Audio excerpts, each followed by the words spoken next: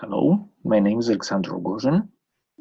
I'm from Valiyev Institute of Physics and Technology of Russian Academy of Sciences in Moscow, and I'm going to tell you about Ensemble Monte Carlo simulation of resistive switching in hafnium oxide, tantalum nitride, titanium nitride stack. The main reporter of this work is Olga Permякova. Unfortunately, she checked in the hospital 2 days ago, and she's partially isolated, and it's impossible for her to provide you a video presentation of this work because of narrow internet channel in the hospital. So she asked me to make the presentation. She prepared this presentation, and she also prepared the skeleton of my report. So she's really the reporter of this work. Here is the plan of my presentation. First of all, I'll tell you about resistive switching, what it is, where you can find it. Then I'll tell you about equations we used for field and temperature distribution evaluation. After that, I'll show you the grids we have used for our simulation. Then I describe Ensemble Monte Carlo method. And after that, I'll tell you about our simulation results and compare them with experimental results obtained in our lab before. First of all, what resistive switching is. Resistive switching is a change in the resistance value of some two-terminal system as a result of applying voltage. For example, this phenomenon can be observed in the metal insulator metal capacitor. And how does it work? A typical resistive switching system contains oxide layer and chemically active electrode which can absorb oxygen ions from the oxide, leaving vacancies there. For electrons, vacancies are allowed energy levels in the forbidden band of dielectric, and when an external electric field is applied, an increasing number of vacancies can be formed in the oxide. As a result, a conductive filament passing from one electrode to another can be formed in the structure. The formation of this filament leads to resistive switching. In the case of bipolar resistive switching, if you apply a reverse electric field, the ions begin to leave the electrode and occupy vacancies, destroying the filament. Main characteristics of resistive switching systems are presented here. They are resistance in two states, high resistive state and low resistive state, voltages of switching between states, so it's VSET and RSET, and also forming voltage. During electroforming process, the conductive filament is formed for the first time.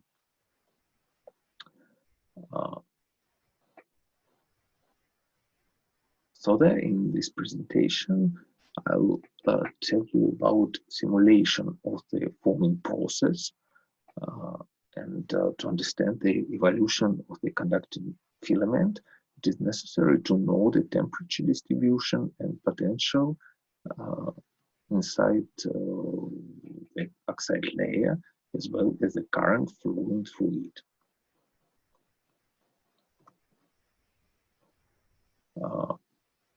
To calculate the distribution of temperature and electric potential inside the insulator layer, we have used Phoenix project open software platform. This software uses the finite element method, in particular the first degree Lagrange method, uh, and uh, certainly we have used the Poisson equation to calculate the potential distribution, and also non-stationary heat equation to calculate the temperature distribution in the system. The finite element method allows one to find out the value of the calculated fields at the nodes of the computational grid, while it is believed that vacancies move inside the grid cells. In this slide, you can find two-dimensional scheme for combining such grids. In this case, the nodes of the computational grid of the finite element method are located in the centers of the cells of the computational grid for movement of vacancies. Also near the electrodes, the density of the computational grid of the finite element method is doubled. Now I'll tell you about Ensemble Monte Carlo method. During this method, each vacancy is considered in turn. First of all,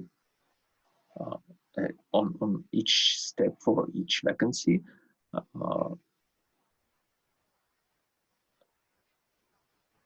the motion of one vacancy inside the volume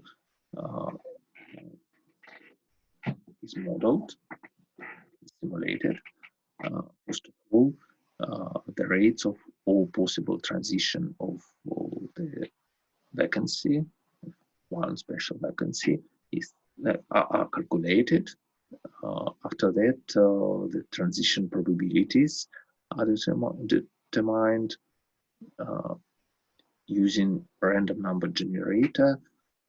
We determine if the transition will occur or not, and in the case that the vacancy shifts, the time is calculated during which the vacancy remains stable.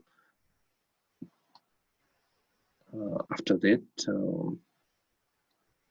we determine the direction of the vacancy transition, and for that we use the kinetic Monte Carlo method. And at the end, we just go to the first step again and repeat all this cycle.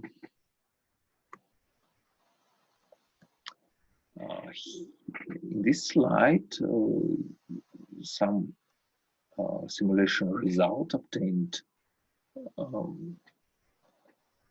by our team are presented. The slide shows the result of modeling the structure of platinum, hafnium oxide, tantalum nitride, titanium nitride with an oxide thickness of 10 nanometers. It should be noted that the temperature during the simulation remained approximately the same during the process. Remained approximately the same and quite close to the ambient temperature. And the temperature was the same for all the voltages up to 4 volts. After this voltage, the development of the filament began. At the end of this process, substantial heating took place.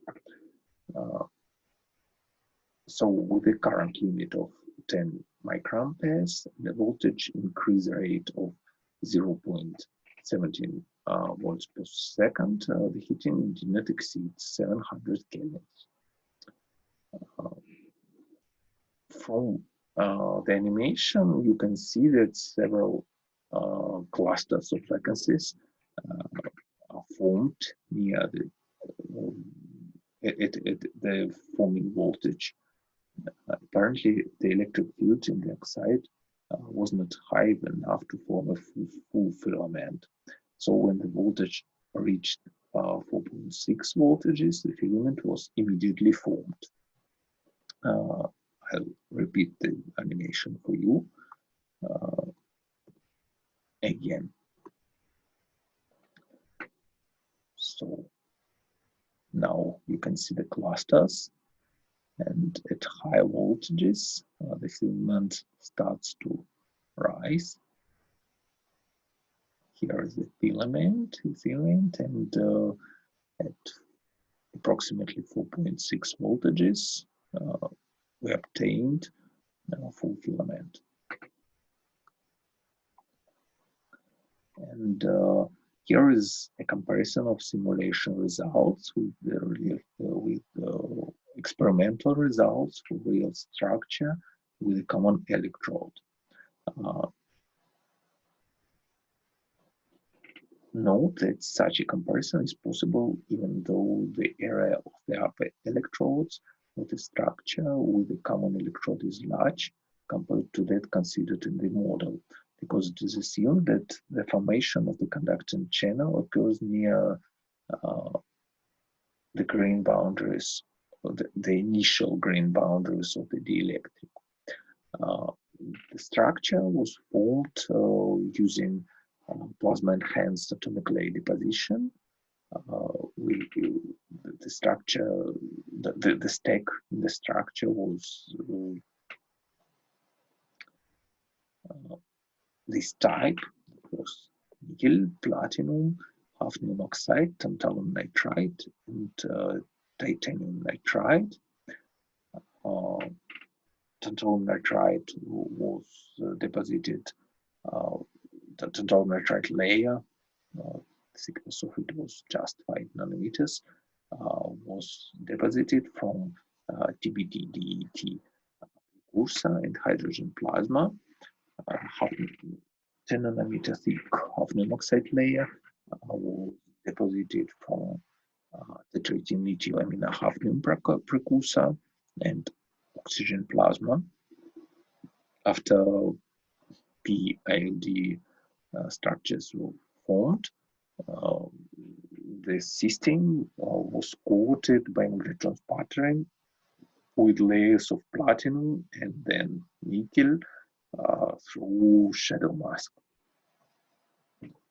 As you can see, the results obtained in the simulation are quite similar to the forming process of the real structure, which are indicated by the dashed lines. So here you can find experimental results.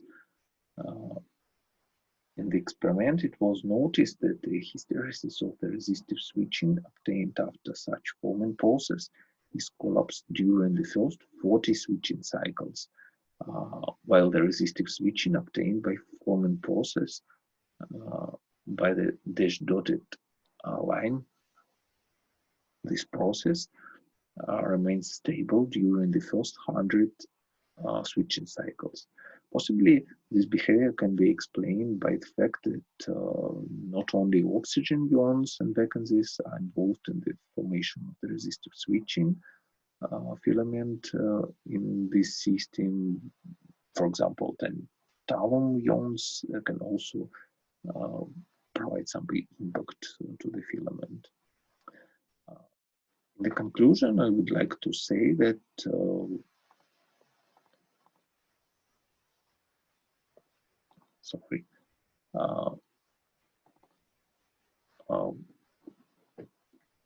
Ensemble Monte Carlo model was described. We used it to simulate resistive switching in metal, insulator metal system based on hafnium oxide, PALD hafnium oxide, and the results, simulation results, are in good agreement with experimental results obtained in our lab for the same system previously. Thank you for your attention.